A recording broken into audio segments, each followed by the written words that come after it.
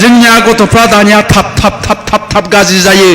Class 8आवनो जौ फाग्ला जायो, क्लास 9आवनो देनद्राय जाग्रा जायो, गान्जा सोबग्रा जायो, हिन्जाव फाग्ला जायो, बाइक फाग्ला जायो। खारना मा? जाहोना मा? जाहोना रावबो नङा, बिमा बिफायानो बिनि जाहोना।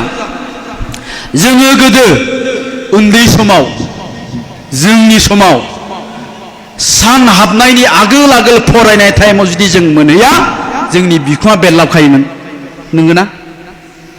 जोंनि बिखुङा बेरलाबखायो सान हाबनायनि सिगां जुदि न'आव मोनहैयाब्ला।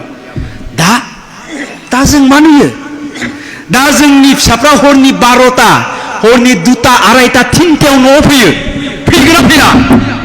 हरनि 3टायाव न'आव हाबफैयो जोंनि फिसाफ्रा। अखानायै बे गथ'आ 12टासिम उन्दुयो। बिमा बिफाया खिन्थु जेबो बुङा। कुनु दिन सोङा बिमा बिफाया, दिनै मोनायाव 3टा बाजिसिम नों बहा दङमोन? सोङा, कुनु सोङा। बरनसे बे गथ'आ अखानायै 12टायाव सिखारनानै मा बुङो बिमाखौ?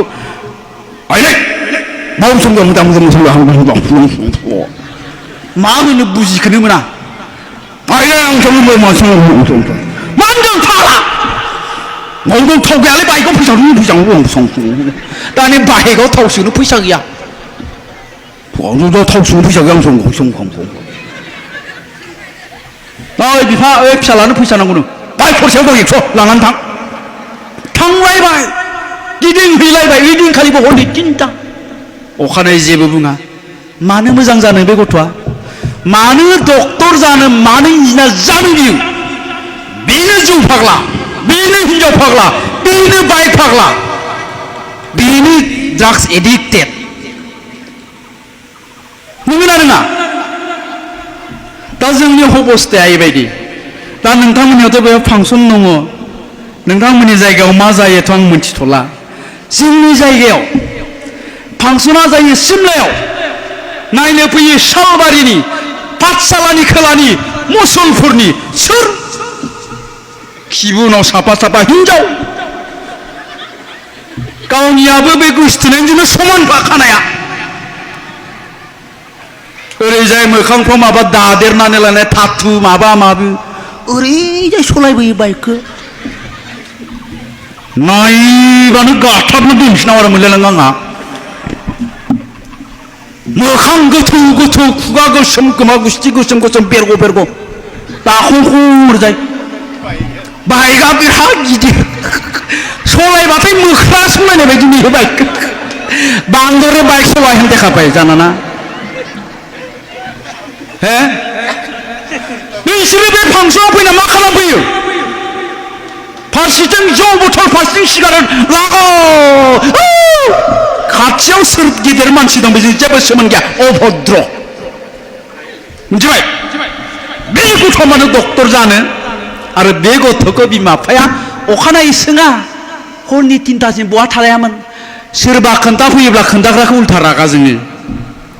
बेबायदिजों खुनुदिन जोंनि फिसाया मोजां जानाय नङा। आरो नोंथांमोननि न'खरावबो जेबो सोलायनाय फैया, चेन्ज फैनाय नङा। नोंथांमोननि गामिनि न'खरफोरनि जारिमिनखौ बोदलानानै नाय। नोंथांमोननि गामियाव दिनै जुदि सोरबा खामला मावनानै जाग्रा दङब्ला, थेला बोनानै जाग्रा दङब्ला, बिनि न'खरा थांनाय 100 बोसोरनिफ्रायनो थेला बोखाबाय थादों, खामलाबो मावखाबाय थादों। बिनि बिफाया थेला बोग्रा, बिबुआ थेला बोग्रा, बिबुनि बिफायाबो थेला बोग्रा, आरो दिनैबो थेला बोग्रा, आरो बिनि फिसाया नै बिसोरो गाबोनबो थेला बोग्रा जानो थांबाय दङ। होनबा जोंनि न'खराव माया सोलायनाय लाबोगोन? सोलोंथाइया, एजुकेसना। आरो जोंनि फिसानो जों जेब्ला मोजां गियान होनो हागोन, मोजां आखल होनो हागोन। दा बेखायनो दिनैनि दिनाव जों बिमा बिफाया जुदि सांग्रां जायाब्ला, बिमा बिफाया जुदि गावबा गावनि गथ'खौ मोजां जोथोन लायाब्ला, बिनि रिजाल्टआ खालि नैबेखौ बेल'खा, बिनि अनगा जेबो गैया। गोदो लेखा रोङासो हालुवा जायोमोन, दाहोना थाना जायोमोन, खामला मावना जायोमोन। दानिया लेखा रोङासै गैला बियो, जौ फाग्ला जाबाय, ड्राग्स एडिक्टेड जाबाय, बाइक सलायथिंलाबायनानै बहाबा सौग्रावना थैसिगोन बियो, सोरजोंबा बुथार जासिगोन बियो, नङाबा गावनो सुइसाइड जानानै थैसिगोन। जों बेखौनो नुबाय दङ दा बेखायनो मोजाङै सिन्था खालामनानै नाय थांनाय मेट्रिक फाइनालनि रिजाल्ट होयोब्ला सासे लोगो अदालगुरिनिया आंखौ कल खालामनानै बुंहरदों नोंथाङा बहा दं जाहानाव आलासि जानो फैनांगौ आंहाथ' आलासि जानो सम गैया नङा फैथारनांगौ नोंथाङा फैयाब्ला आं बिराद गाज्रि मोनगोन बेबायदि बुंनाखै आं थांबाय थांनानै ओंखाम जाबाय ओंखाम जानाय टेबोलाव बुंबाय आंखौ लोगोआ नोंथां आंनिया फिसालाया देग्लाय मेट्रिक पास जादों 87% मोनदों बेथ' जोबोद मोजांनि बाथ्रा दा फिसाला आंनिया डक्टर जानो गोसोनो दा बेखायनो आंखौ मोजां कलेजाव एडमिसन लानानै होनो थिनबाय दङ दा आंहा राहायानो गैया थाखा गैया फैसा गैया आं माबोरैजाय मोजां कलेजाव एडमिसन लाना होबावनो नोंथाङा आंनो माबा मोनसे राहा दिन्थिदो होनना बुंबाय आंखौ अब्लाथ' आं खेबसेनो बुंनो हाला जाहैबाय दा बेखायनो आं बुंबाय आं सानथामसो उनाव नोंथांनो कल खालामहरफिनगोन बेबायदि होननानै आं फैबाय फैना सानथाम उनाव आं बेनो फन खालामदों फन खालामना बुंहरदों आङो बुंहरनो हानाय जादों नोंथां नोंथांनि गथ'नि 2 बोसोरनि फरायनायनि थाखाय नोंथाङा थाइसेबो थाखा गारनो नांला आं मोनसे कलेजाव रायलायबाय खालि नोंथाङा थानायनि नामाव 1500 थाखाल' हो बे 2 बोसोरा थाइसेबो थाखा गारनांला अब्ला आंखौ बुंहरबाय हाब गोजोन्थों नोंथां थेंक इउ भेरि माच नोंथाङा आंखौ बिराद गिदिर मदद होबाय अब्ला फिसालायाबो बिफानि मबाइलजों आंखौ रायलायबाय थेंक इउ आंकोल सानसे बेलासि आं नोंनि खाथियाव डक्टर जानानैसो ओंखारहैगोन होननानै आंखौ बुंदों दानिया मेट्रिक पास जानायनि उनाव जायफोर गथ'आ जायफोर फरायसाया गावबा गावनि बिमा बिफाखौ बुंबाय जे आङो डक्टर जानो नागिरदों आं इन्जिनियार जानो नागिरदों आं ओरै थोरै जानो नागिरदों आंनो मोनसे मोजां कलेजाव एडमिसन लानानै हो होननानै बुंबाय बेफोर गथ'फोरखौ रावबो होबथानो हाया गाबोननि दिनाव साफा साफा डक्टर इन्जिनियार गेदेर मानसि जानायनिफ्राय बिसोरनो जायो डक्टर इन्जिनियारा आरो बेबायदियानो जागासिनो दङ आरो बिनि उनावनो दानिया आंनि फिसालथि निजा सालथे माने हाबा जाथ'आखै माने गोसोथोयो आरोखि आंनि माबाखौ आंनि गोसोथोनायनि बिब'नि हौवा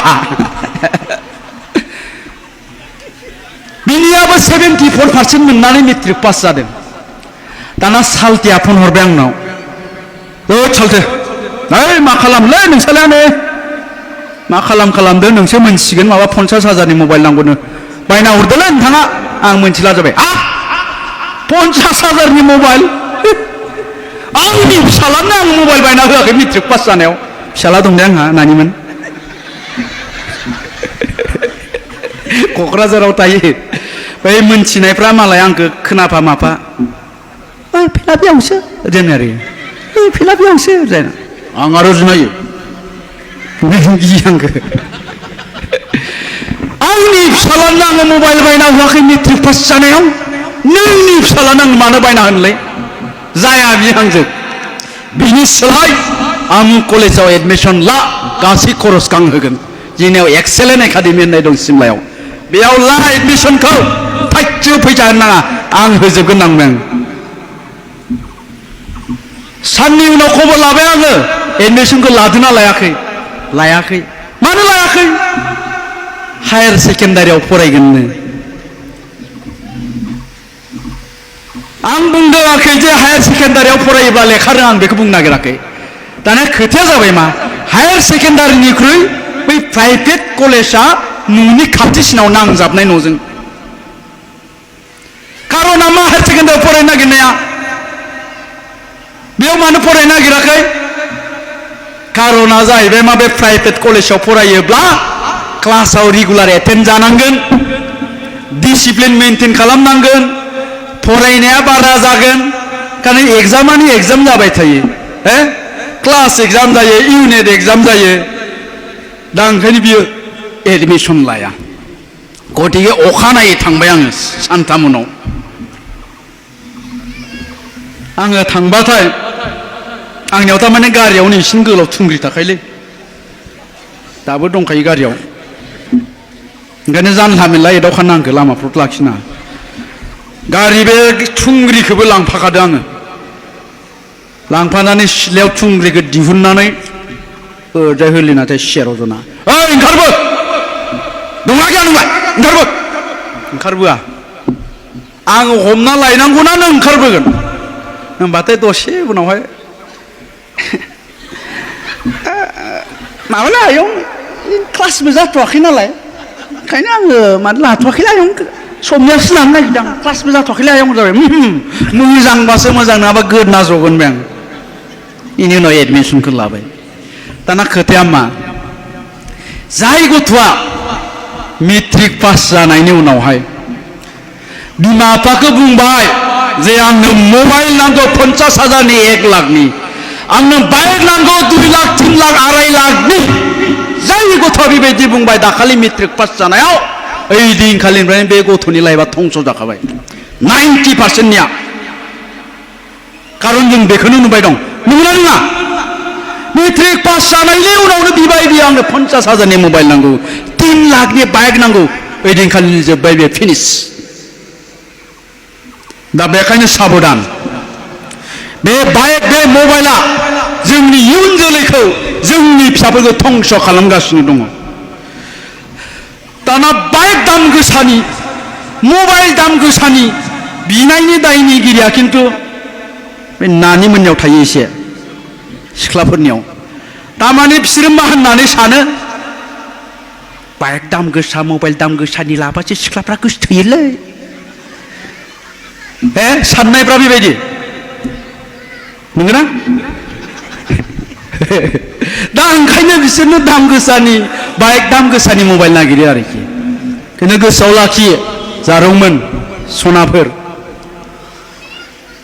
नों जायखौ दा गोसोथोदों बाइक दाम गोसा मबाइल दाम गोसा लाग्राया बे जौबो लोङो बे लेखा फराया मिथिबाय आरो बेजों हाबा जानांगौबा नोंनि लाइफआ धंस जाबाय मिथिबाय बेखायनो आं बुङाखै दे गासिबो बाइक लाग्राफ्रा गाज्रि होननानै सेंग्राफ्रा गाज्रि मोनलायगोन बांसिनानो मिथिबाय बांसिनानो दा ओंखायनो आङो बुंदों जोंनि लाइमोनफोरखौ नैबे बुब्लिया नैबे टाइमानो जाहैबाय गावनि जिउखौ दानायनि मोनसे बेस्ट टाइम गावनि जिउनि लामाखौ दानानै सोरजिना लानायनि साबसिन समय बेनिफ्राय आरो साबसिन सम गैला बे बारग'लाङोब्लाथाय ओजोंहाय गैलिया दा बेखायनो बे समखौ आद्रि दा खालाम बेबायदि बैसोआव नंगौ खालि रंजा बाजा आला दिङा ओरै ओरै देखायनोखौल' लुबैयो दा खोथाया जाबाय मा रंजाबाय था बाजाबाय था बिफायानो बाइक होदों बिफायानो मबाइल होदों थाखा फैसा गिदिंबाय था गिदिंबाय था गिदिंबाय था गोसोथोनाया इखौ लाज्रांलाय इखौ गारलाय इखौ लाज्रां इखौ गिदिंबाय गिदिंबाय था गिदिंबाय था गिदिंबाय था 28 बोसोर जाबाय 30 बोसोर जाबाय हाबा खालामबाय नङाबा सोरजोंबा हरफा जाबाय अखानायैनिफ्रायनो सेस दा जों इखौनो नुबाय दङ नोंगोना नङा देनाय दा बेखायनो नोङो खस्थ' खालाम 25 बोसोरसिम खस्थ' खालाम आरोबाव 50 बोसोर आलो गोजोनै जा गारि मटर न' बां थाखा फैसा जेनिबो आंखाल गैया 25 बोसोर रंजा बाजा मोसा थाबाय था गिदिंबाय था जाबाय था लोंबाय था 50 बोसोरा गाबबाय था ना न' दं ना गारि मटर दं ना थाखा फैसा दं नों नाङा दोननाय बेखौ बैसोरसो फिल खालामनो हायो जोंसो फिल खालामनो हायो नोंसोर दा जेबो फिल खालामनो हानाय नङा हमदांनो हानाय नङा नोंसोरना खालि सिगाङाव जा नुदों बैखौ मोजां नुदों आंनो बेखौ नांगौ नांगौ नांगौ नांगौ नांगौ आखल गैयाबाबो उनाव आखल फोरोंनो हागोन साननायफ्रा बेबायदि आरो